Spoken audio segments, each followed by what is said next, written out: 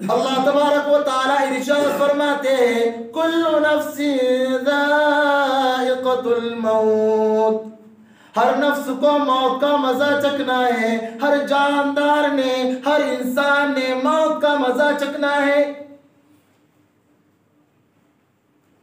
हम तमाम को मालूम है कि एक दिन हमें मरना है, एक दिन हमें इस दायरे फानी को छोड़कर जाना है। लेकिन ऐसे हालात के अंदर भी हम अल्लाह ताला की इबादत करने की बजाय, रसूलुल्लाह सल्लल्लाहु अलैहि वसल्लम की सुन्नतों को अदा करने के बजाय हम सुन्नतों की खिलाफ वर्जी कर रहे हैं। हमें तो चाहिए था कि हम अल्लाह ताला की इबादत में अपने आप को मसरूफ कर दे, अपने आप को मशगूल कर दे, लेकिन नहीं। हम तो ऐसे वक्त के अंदर आज तमाम के तमाम मुसलमान नौजवान गानों के शौकीन बन चुके हैं, गानों पर नाचने लगे। इसी वजह से फरमाया मदनी करीम नबी सल्लल्लाहु अलैहि वसल्लम ने, ओ लोगों, तुम उस वक़्त अपने आप को बचाना, अपने दीन को बचाना, अपने ईमान को बचाना। लोग इतने तबाह हो जाएंगे, इतने बर्बाद हो जाएंगे, इतने बेहया हो जाएंगे, इतने बेशर्म हो जाएंगे कि लोग सुबह को मोमिन होगी, शाम को मौत आएगी तो जनाजा काफिर का उठेगा। फरमाया मदनी करीम नबी सल्लल्लाहु अलैहि वसल्लम ने, ओ लोगों, तुम अपने ईमान को बचा लेना, अपने दीन को बचा लेना, अपने ईमान की हिफाजत कर लेना, अपने आप को कुरान से वाबस्ता कर लेना, अपने दीन से चिपक जाना, अपने दीन से सिमट जाना। लोग इतने बुरे हो जाएंगे, इतने बर्बाद हो जाएंगे,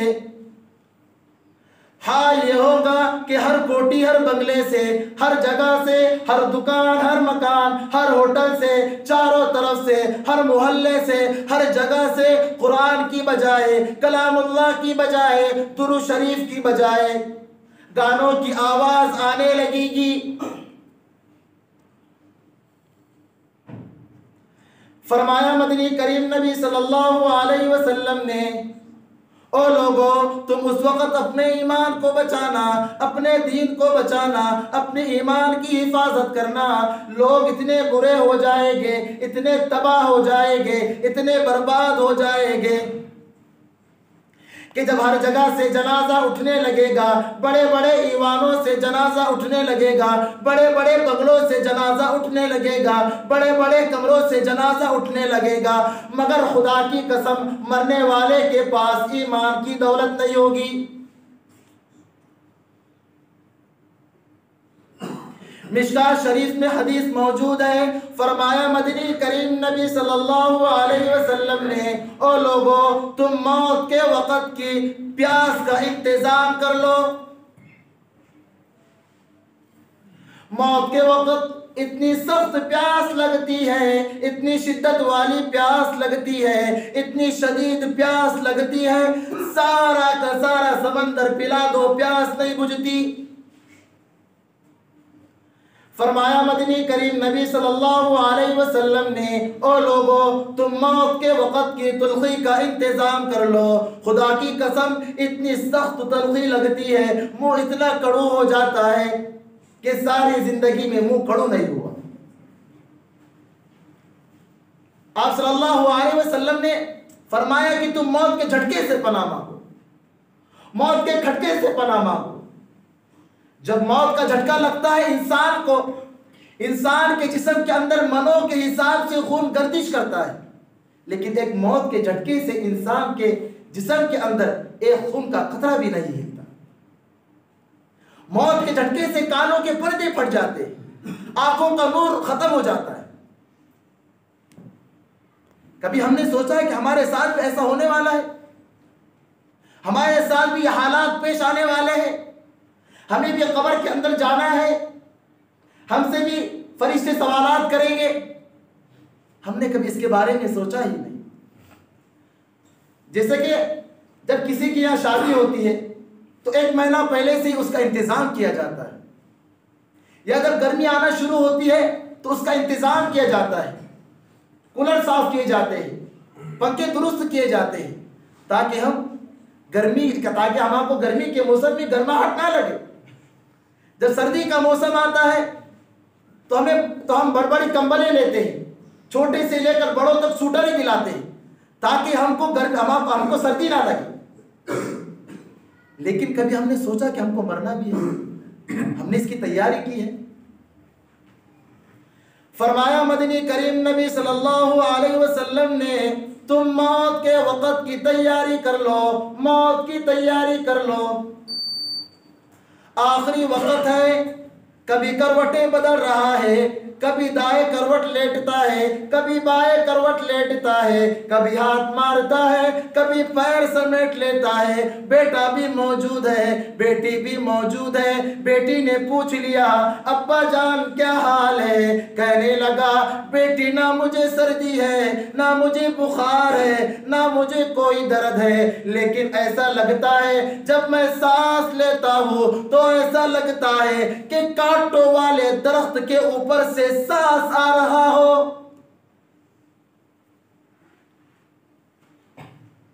कभी हमने सोचा है कि हमें मरना है?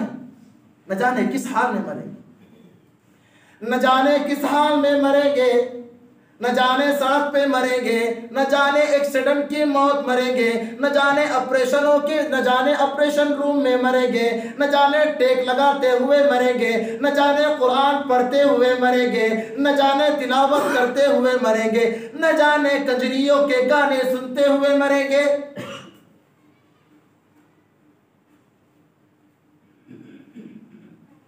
कोई नहीं जानता कि हमें किस हाल में मौत आनी है। इसीलिए तो एक शायर ने बहुत प्यारा शेर कहा है कि जगह जी लगाने की दुनिया नहीं, ये इबरत की जा है तमाशा नहीं। हम जो दुनिया को अपना सब कुछ समझ कर बैठे, ये दुनिया पूरी नहीं, ये दुनिया तो धोखेबाज है। और ये दुनिया को धोखा बतलाने वाला वो खुद अल्लाह है, जो खालिक के कायनात है, जो अर्ज़ समा का मालिक है, जो बहर बर का मालिक है। वो फरमाता है, वमल हयातुद दुनिया इल्ला मताउल गुरूर, कि दुनिया नहीं है मगर धोखे का सामान। हम दुनिया के पीछे लगे हुए, लेकिन मौत के बारे में कभी सोचा नहीं कि हमको एक दिन मरना है। जब हमारे यहाँ किसी का इंतकाल होता है तो हम अपने मुर्दे को दफनाने के लिए कब्रिस्तान में ले जाते हैं और उसमें से पुरानी हड्डियां वापस ऊपर उठाते हैं। तो दफन करने वाले का एक पैर उस खोपड़ी पर आ गया जिसको कब्र से निकाला गया था। उस खोपड़ी में से आवाज आती है, ओ राह चलने वाले ओ बेखबर, जरा देख कर तो चल कि कल मैं भी तेरी तरह सरे पुरगुरूर था। ओ मुझे पैर के नीचे कुचल देने वाले, ओ मुझे पैर के नीचे मसल डालने वाले, ओ मुझे पैर के नीचे चूर चूर कर डालने वाले, कल मुझको भी तेरी तरह मेरे सर पर तेल की मालिश की जाती थी। इस सर पर बड़े बड़े चादरें उड़ाई जाती थी, इस सर पर बड़े बड़े हार डाले जाते थे। लेकिन आज मैं तेरे पैरों के नीचे आके चूर चूर हो गया हूँ। कल तेरे साथ भी यही होगा, कल तू भी किसी के पैरों के नीचे आकर चूर चूर हो जाएगा। कल हमको भी एक दिन मरना है और हमारी और तुम्हारी क्या मजाल कि नबी करीम सल्लल्लाहु अलैहि वसल्लम की ज़ात अक़दस है, मदीना तय्यबा है, आखिरी वक़्त है। फरमाया मदनी करीम नबी सल्लल्लाहु अलैहि वसल्लम ने कि ओ आयशा, ज़रा एक कटोरे के अंदर ठंडा पानी तो लेकर आ। हज़रत आयशा रज़ी अल्लाह ताला अन्हा फरमाती है कि हमारा दिल घबराहट से फटा जा रहा है आप सल्लल्लाहु अलैहि वसल्लम की हालात को देखकर। हजरत आयशा फरमाती है कि जब मैंने एक प्याले के अंदर ठंडा पानी लाया, आप सल्लल्लाहु अलैहि वसल्लम अपना नूर वाला हाथ, अपना नबूवत वाला हाथ उस कटोरे के अंदर डाल देते हैं और अपने जिस्म पर छिड़कने लगते हैं। तो उसने पे एक शख्स दरवाजे पर दस्तक देता है कि मैं आपके घर के अंदर दाखिल हो सकता हूं। हजरत आयशा रज़ी अल्लाह ताला अन्हा फरमाती है कि मैं भी वहां बैठी हुई थी, हजरत फातिमा रज़ी अल्लाह ताला अन्हा भी बैठी हुई थी। हजरत फातिमा कहती है, ओ देहाती, ओ बेखबर, यहाँ पर मेरे अब्बा बेहोश पड़े और तुझे इजाजतों की पड़ी है। जब आप सल्लल्लाहु अलैहि वसल्लम को थोड़ा होश आया तो कहने लगे, ए फातिमा, तू किसे बेहोश कहती है, किसे जाहिल कहती है, किसे देहाती कहती है, किसे गवार कहती है? ये तो वो है जो बीवियों को बेवा कर दे, ये तो वो है जो बच्चों को यतीम कर दे, ये तो वो है जो घरों को उजाड़ दे, ये तो वो है जो बस्तियों को वीरान कर दे। ये तो तेरे अब्बा का मकाम है कि इजाजत ली जा रही है। जब मलिकुल मौत आप सल्लल्लाहु अलैहि वसल्लम के पास आती है और आप सल्लल्लाहु अलैहि वसल्लम की रूह निकालने लगती है, घुटने तक पहुंचते हैं, तो फरमाते हैं महबूबे किबरिया सल्लल्लाहु अलैहि वसल्लम, ओ इज़राइल, मुझे तकलीफ हो रही है। मलिकुल मौत कहती है कि मेरी क्या मजाल, मैं आपको तकलीफ दूं। ओ मेरे आका, मेरी क्या मजाल, मैं आपको तकलीफ दूं। फरमाया मदनी करीम नबी सल्लल्लाहु अलैहि वसल्लम ने, तू मुझे तकलीफ नहीं दे रहा है, लेकिन मुझे तकलीफ हो रही है। मेरी एक ख्वाहिश है, मेरी एक आरज़ू है, मेरी एक तमन्ना है। तू मुझे इतनी तकलीफ दे रहा है, तू मुझे तकलीफ नहीं दे रहा और मुझे तकलीफ हो रही है। मेरी उम्मतों को कितनी तकलीफ होगी, मेरी उम्मतों को कितना दर्द होगा। मेरी आखिरी ख्वाहिश है, मेरी आखिरी आरज़ू है, मेरी एक तमन्ना है कि तू मुझे मेरी सारी उम्मतों की तकलीफ तू मुझे आज दे दे, लेकिन मेरी उम्मतों को बख्श दे। क्या हाल है हमारे नबी सल्लल्लाहु अलैहि वसल्लम का? आखिरी वक्त है, लेकिन फरमा रहे हैं कि तमाम उम्मतों की तकलीफ मुझे दे दे। नबी की मोहब्बत को देखो, नबी की वफा को देखो और हमारी दफा को देखो।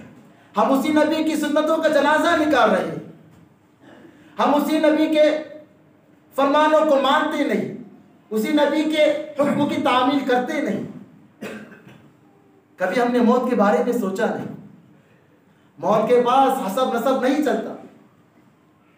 जब हजरत फातिमा रज़ी अल्लाह ताला अन्हा का इंतकाल हुआ, जब आपको दफनाने के लिए कब्रिस्तान ले गए, हजरत अबू ज़र ग़िफ़ारी रज़ी अल्लाह ताला अन्हु फरमाते हैं, या क़ब्र तदरी जिना बिहा इलैक, या क़ब्र तदरी मन अल्लती जिना बिहा इलैक। ए कब्र, क्या तू जानती है कि हम आज तेरे पास एक ऐसी शख्सियत को तेरे सुपुर्द करने जा रहे हैं, तेरे हवाले करने जा रहे हैं,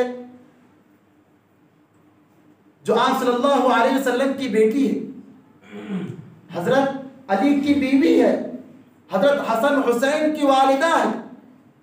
कब्र ने जवाब दिया कि मेरे पास हसब नहीं चलता, मेरे पास नसब नहीं चलता, मेरे पास खानदान नहीं चलता, मेरे पास माल नहीं चलता, मेरे पास जो चलता है वो आमाल है। और आज हमारे आमाल ही बिगड़े हुए, हमारे आमाल खराब हो चुके। आज जो हालात आ रहे हैं हम पर, वो अक़लियत की वजह से नहीं, वो हमारे बदआमालियों की वजह से।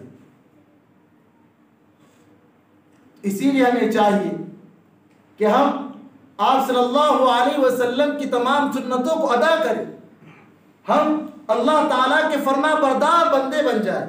आप सल्लल्लाहु अलैहि वसल्लम की एक एक सुन्नतों को अपने अंदर उतारने की कोशिश करें और आखिरत की फिक्र करें। अल्लाह तबारक व तआला हम तमाम को अमल करने की तौफीक नसीब फरमाए। व आखिर दावाना अनिल हम्दुलिल्लाहि रब्बिल आलमीन।